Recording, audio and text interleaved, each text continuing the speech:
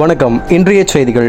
தமிழ்நாடு இந்து சமய அறநிலைத்துறைக்கு உட்பட்ட அருள்மிகு ஸ்ரீ தேவி கருமாரியம்மன் திருக்கோவில் 64ஆம் ஆண்டு ஆடித்திருவிழாவை முன்னிட்டு இன்று காலை பால்குடம் எடுக்கப்பட்டது.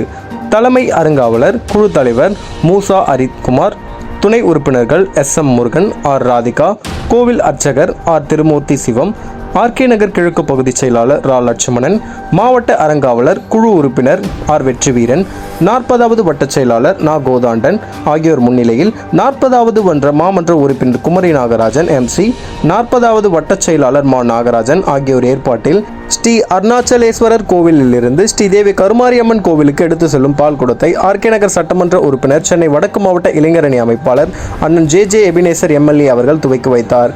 இந்த நிகழ்ச்சியில் மாவட்ட இளைஞரணி துணை அமைப்பாளர் ரா பொன் இளவரசன், மாவட்ட பிரதிநிதி TR தணிகாச்சலம், 30வது வட்ட துணை செயலாளர் TLP ரவி, 40வது வட்ட நிர்வாகிகள் R சீமான், இந்து ராஜேந்திரன், P பத்து, Francis Xavier, K Hemanthkumar, T Vijayakumar, R Padmanabhan, R Venkat, R Rajasekar மற்றும் Krishnan, R Bhaskar, G Dineshkumar, N கோகுலதாசன், G Kannan, N Sanjay, Kathiresan அண்ணாச்சி, பூக்கடை ஜெயராமன், R மூர்த்தி மற்றும் பக்தர்கள், பொதுமக்கள் என ஏராளமானோர் கலந்து கொண்டனர்.